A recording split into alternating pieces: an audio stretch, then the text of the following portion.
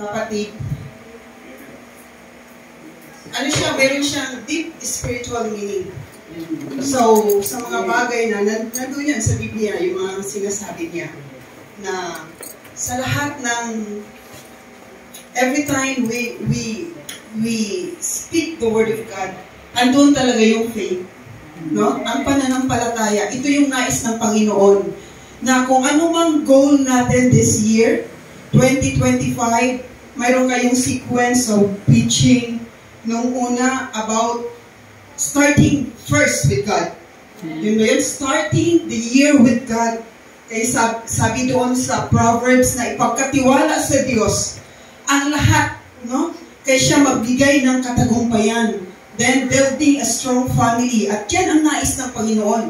Na each one of us.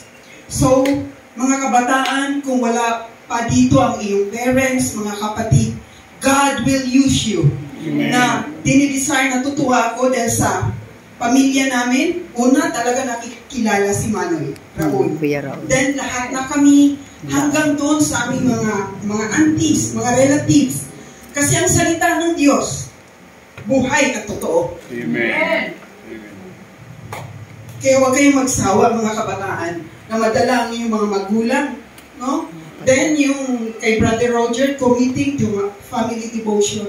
Importante ito ng ating pamilya. Nandoon yung sa Deuteronomy nga, sabi doon, love the Lord your God with all your heart, with all your soul, and with all your strength. Kaya sinasabi doon, kasunod doon, yung verse 6 to 7, na ituro sa mga anak, sa ilang pagtulog, our lifestyle, nasa Panginoon, nasa salita ng Diyos. No? Lumakad man sila, ituro.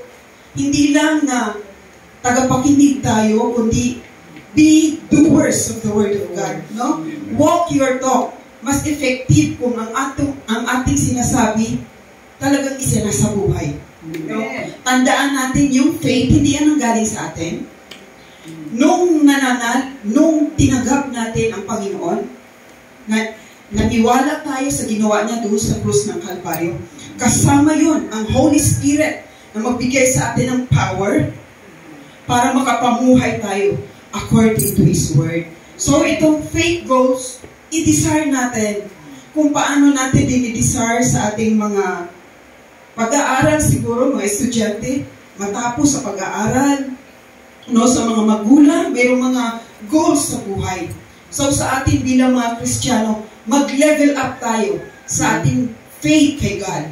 Why? Importante ang faith. Because without faith, it is impossible to please God.